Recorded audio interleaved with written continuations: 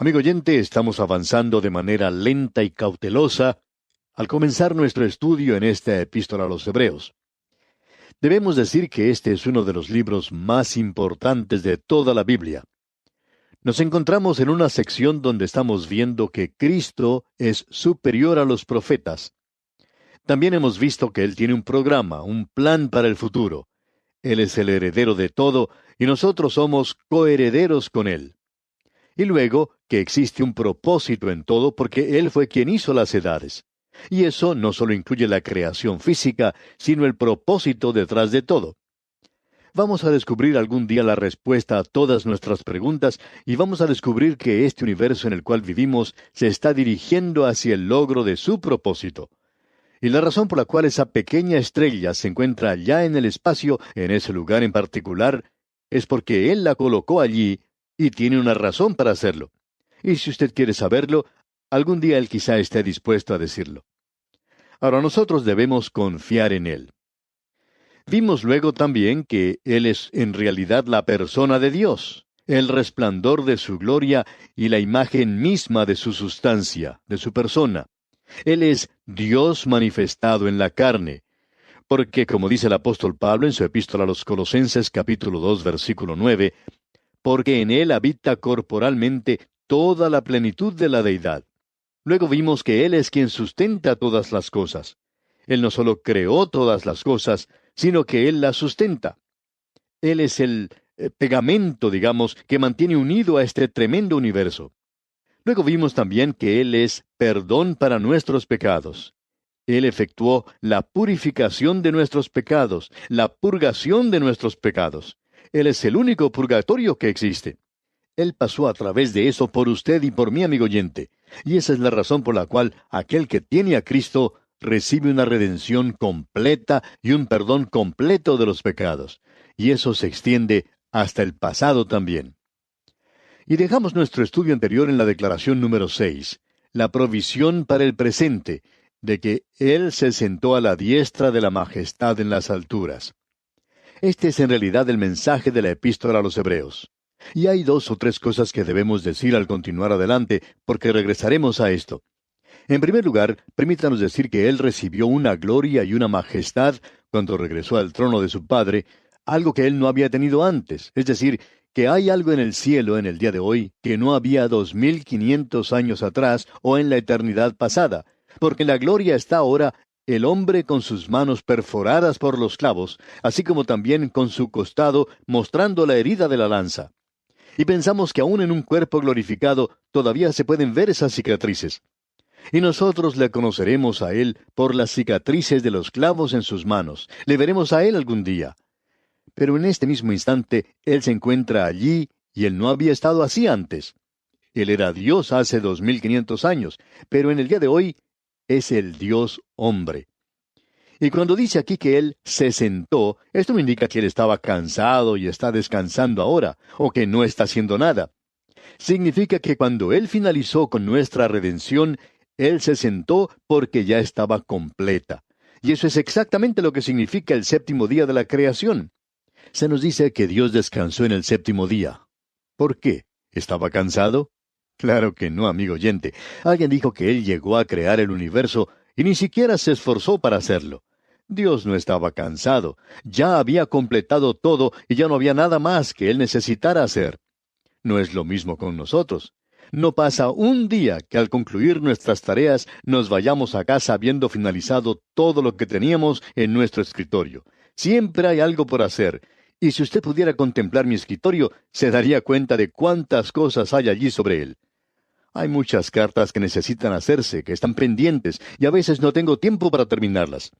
Es necesario preparar los programas, y tenemos un programa de 5 años y nos gusta hacerlo. Esto es parte de nuestro ministerio, y nos regocijamos en esto, pero no hay nada completo. En cambio, Cristo se sentó porque la redención estaba completa. Y amigo oyente, usted no puede levantar ni siquiera su dedo meñique para agregarle algo a la redención que Él logró para usted en la cruz del Calvario. Él ha completado ya su redención, y nosotros estamos completos en Cristo. Permítanos finalizar lo que dijimos hace un momento en cuanto a lo que el apóstol Pablo decía allá en su epístola a los Colosenses capítulo 2 y versículo 9. porque en él habita corporalmente toda la plenitud de la deidad. Bueno, en el versículo siguiente, el versículo 10 de ese capítulo 2 de la epístola a los Colosenses dice, y vosotros estáis completos en él, que es la cabeza de todo principado y potestad. Nosotros hemos sido hechos completos en él, y ahora somos aceptos en el amado. Y eso es lo que significa cuando él se sentó. Pero aún hay otro aspecto, y este aspecto es, según pensamos nosotros, lo que dijo el escritor, hay un hombre en la gloria, pero la iglesia lo ha perdido de vista.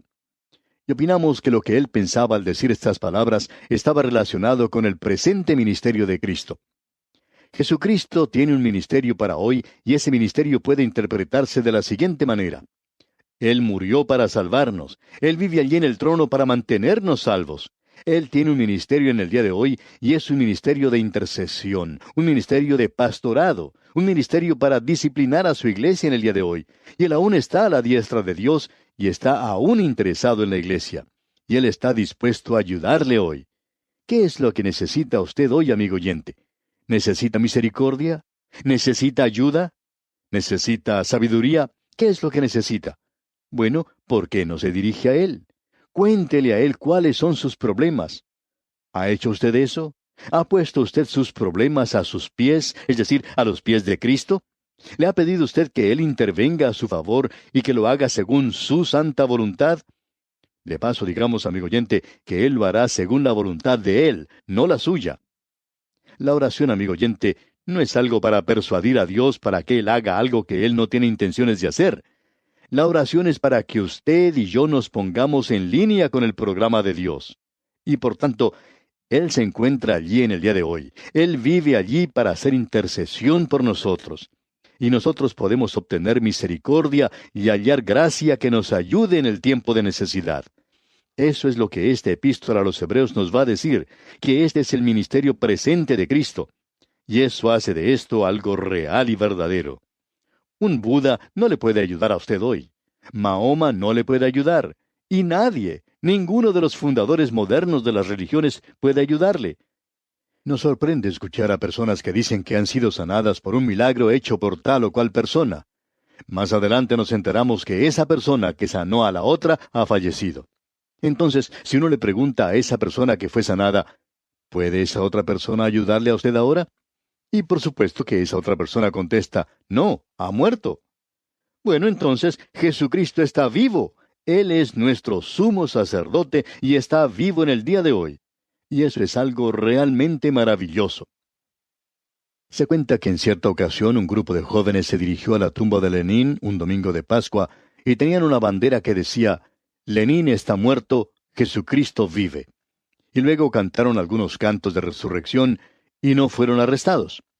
Pensamos que las autoridades simplemente sonrieron a lo que vieron y no creemos que eso gane a los perdidos para Cristo, pero diremos que estos jóvenes demostraron cierto valor al hacer eso, y pensamos que tenían un mensaje, y este es el mensaje de la epístola a los Hebreos. Lenin está muerto, Jesús vive. Y Él es quien nos puede ayudar hoy. Él es aquel a quien nosotros podemos dirigirnos y pedir ayuda. Ese va a ser el mensaje de este libro, y esa es la razón por la cual estamos predicando tanto tiempo que Él se sentó a la diestra de la majestad en las alturas. Y Él llevó allá una gloria que aún Dios no tenía, y eso era ese cuerpo en el cual Él había logrado su redención y la mía aquí en esta tierra. Él se entregó a sí mismo, Él derramó su preciosa sangre para que usted y yo, amigo oyente, podamos vivir. Bien, llegamos ahora a la séptima declaración que se hace en cuanto a Jesucristo aquí. En el versículo 4 de este capítulo 1 de la epístola a los Hebreos leemos, hecho tanto superior a los ángeles, cuanto heredó más excelente nombre que ellos. Se nos dice aquí que Él es superior a los ángeles, y entramos ahora a una sección que nos llevará hasta el capítulo 2, en la cual resalta el hecho de que Cristo es mejor que los ángeles. Ahora, los ángeles han figurado mucho en el ministerio de la nación de Israel. En realidad se nos dice que la ley fue dada por el ministerio y participación de los ángeles. Usted puede descubrir que ellos figuraban de manera prominente en el Antiguo Testamento. Hay 2 querubines en el propiciatorio. Y vemos que Isaías tuvo una visión de un serafín, y en los días postreros, en el libro de Apocalipsis, la iglesia es quitada. y uno encuentra un ministerio de los ángeles a causa del juicio que tendrá lugar. Ahora, permítanos decir esto, y lo decimos con mucho cuidado, como lo hemos dicho anteriormente, y es necesario hacerlo. El ministerio de los ángeles no está conectado con la iglesia para nada. Ahora alguien nos puede decir, bueno, después de todo tenemos un ángel guardián. Quisiéramos preguntarle, amigo oyente, ¿de dónde saca usted eso? No creemos que tengamos un ángel guardián. Hay personas que dicen, es tan maravilloso tener un ángel guardián, y permítanos preguntarle, amigo oyente, ¿es usted un hijo de Dios? Y usted dice, sí. Bueno, entonces, en usted mora el Espíritu de Dios. Esa es la tercera persona de la deidad. ¿Qué es lo que Él no puede hacer que un ángel guardián pueda hacer por usted? ¿Quiere pensar en eso por un momento? Amigo oyente, en lugar de hablar de ángeles y de lo que ellos hacen en el día de hoy, nosotros pensamos que el ministerio de los ángeles no tiene ninguna conexión o contacto con la iglesia para nada. Y en este momento esto es algo bastante difícil y peligroso porque existe hoy una manifestación de los demonios, y hay muchos escritores que están diciendo que los demonios les están dirigiendo. Lo único es que ellos los llaman ángeles. Y amigo oyente, el ministerio de los ángeles no es para nuestro día como lo fue en los tiempos del Antiguo Testamento. Todo esto entró a la iglesia porque algunos de los miembros de la iglesia primitiva, y opinamos que eran personas muy sinceras, tenían un don maravilloso como pintores y les gustaba dibujar a los ángeles. Dudamos que ninguno de ellos hubiera visto algún ángel, pero ellos pintaban a los ángeles. Y si usted ha visitado la Capilla Sixtina en Roma, por ejemplo, y ha mirado hacia el techo, allí puede apreciar gran cantidad de ángeles. Allí se encuentran por todas partes. Están relacionados con todo y con todas las cosas. A Miguel Ángel ciertamente le gustaba mucho pintar ángeles. No me gusta pensar mucho en esto porque allí se enseña que hay ángeles que están relacionados con nuestro ministerio en el día de hoy. Amigo oyente, recuerde que nosotros tenemos un Salvador viviente, un gran intercesor por nosotros y al Espíritu Santo. Concentremos nuestras mentes en la persona de Jesucristo. Él es mayor, mejor que los ángeles. Ahora los creyentes hebreos estaban saturados con la antigua costumbre y estaban saturados con el ministerio de los ángeles porque el Antiguo Testamento tiene mucho que decir en cuanto a esto. Lo que tenemos aquí es alabanza para el futuro. Él es mucho mejor que los ángeles y nosotros no estamos esperando que un ángel haga sonar una trompeta porque el ángel que haga sonar la trompeta no es un ángel. No será otro sino el Señor Jesucristo mismo. Y podemos ver lo que nos dice allá en Apocalipsis capítulo 1, versículo 10, donde leemos, «Yo estaba en el Espíritu en el día del Señor, y oí detrás de mí una gran voz como de trompeta. Y me volví para ver la voz que hablaba conmigo, y vuelto, vi a uno semejante al Hijo de Hombre». Este era el Cristo glorificado. Esa es la única trompeta que la iglesia va a escuchar. Es la voz del Señor Jesucristo. Él es mucho mejor que los ángeles. Amigo oyente, hemos tenido perdón para nuestros pecados. Ese es el pasado. Tenemos provisión para el presente, para ahora mismo. Pertenecemos a la generación de hoy, como veremos aquí en Hebreos. Y luego tenemos alabanza para el futuro. Él es mejor que los ángeles. Como ya hemos dicho anteriormente, los ángeles eran muy prominentes en el ministerio del Antiguo Testamento. Ahora permítanos leer una vez más el versículo 4 de este capítulo 1 de la Epístola a los Hebreos. «Hecho tanto superior a los ángeles, cuanto heredó más excelente nombre que ellos». La palabra ángel sencillamente significa mensajero, y hablando honradamente no tiene ningún otro significado aparte de ese. De paso, digamos que los ángeles adoran al Señor Jesucristo, como ya veremos. También vamos a ver que son criaturas. Ahora, Él es mejor que los ángeles, y esta declaración se nos presenta aquí en forma muy directa y dogmática.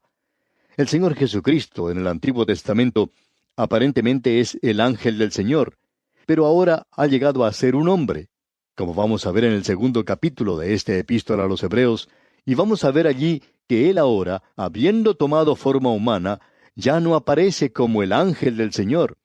Él es el hombre Cristo Jesús en el día de hoy. Él es el Hijo del hombre. Y ese es el énfasis que se da en esta epístola. Llegamos aquí ahora a algo que opinamos es importante de ver, y es que tenemos referencias en cuanto a los ángeles unas 270 veces en la Biblia, y ellos son mensajeros, estaban identificados con el mismo trono de Dios. Y ahora aquí tenemos varias citas del Antiguo Testamento. En realidad son 7 citas del Antiguo Testamento y 6 de ellas pertenecen al libro de los Salmos. Hay 2 referencias al Salmo 110, y ese es el salmo que se cita más a menudo en el Nuevo Testamento. Y hubo algo que nosotros vimos cuando estudiamos el libro de los Salmos, y es esto: que los salmos nos enseñan o tienen más en cuanto a Cristo que cualquier otra cosa. Debemos decir que es un himnario. Era el himnario que se usaba en el templo, y ese himnario nos habla de todo en cuanto a Él, y le alaba a Él. Y allí tenemos un cuadro más completo de Cristo en los salmos que el que uno puede encontrar en los evangelios. Estas citas que tenemos aquí son muy importantes. El escritor aquí está citando del Antiguo Testamento para darle más fuerza a lo que está diciendo. Así es que observemos lo que dicen estos versículos. Leamos el versículo 5.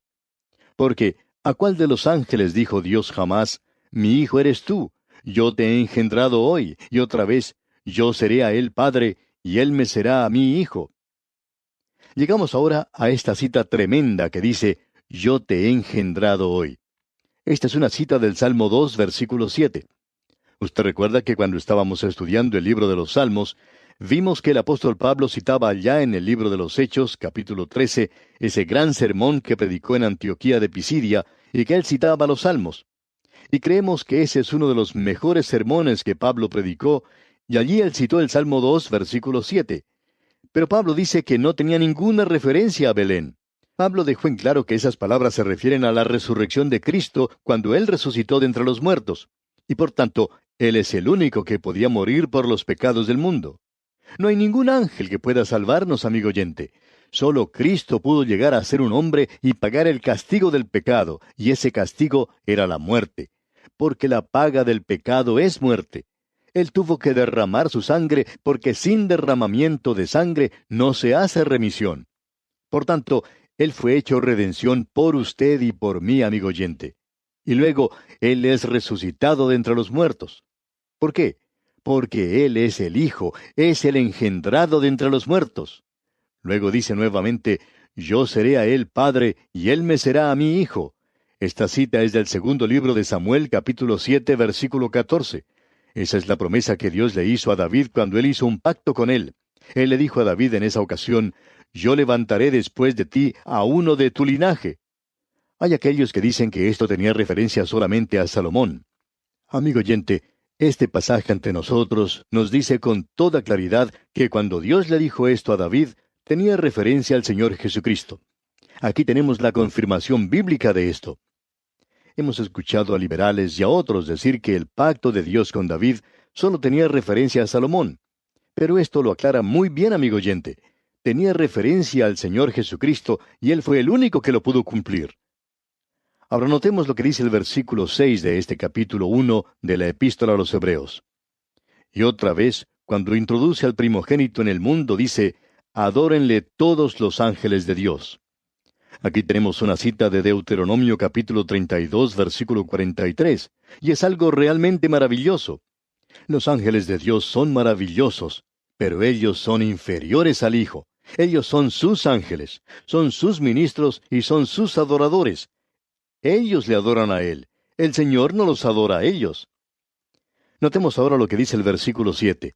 Ciertamente de los ángeles dice: el que hace a sus ángeles espíritus y a sus ministros llama de fuego.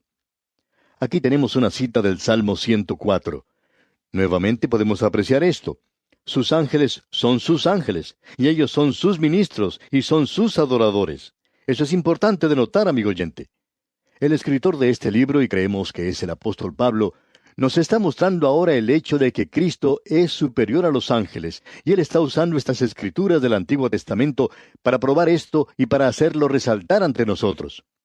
Usted puede darse cuenta de lo importante, pues, que son estos 2 primeros capítulos de la Epístola a los Hebreos para poner así la base de lo que vendrá más adelante, lo cual es el ministerio presente de Cristo para usted y para mí. Amigo oyente, que usted y yo lleguemos a ser conscientes del hecho de que existe un Cristo viviente y que está sentado a la diestra de Dios hoy, que es más real que nosotros. Porque cuando usted escucha una grabación del programa, Nosotros podremos estar en otro lugar. No sabemos dónde vamos a estar. No sabemos qué traerá cada día. Pero Él es mucho más real que nosotros, porque Él se encuentra allí y está con usted y conmigo. Él es el Cristo real, vivo y verdadero en el día de hoy. Y amigo oyente, vamos a detenernos aquí por hoy. Pero antes le sugerimos que lea todo este capítulo 1 de la Epístola a los Hebreos.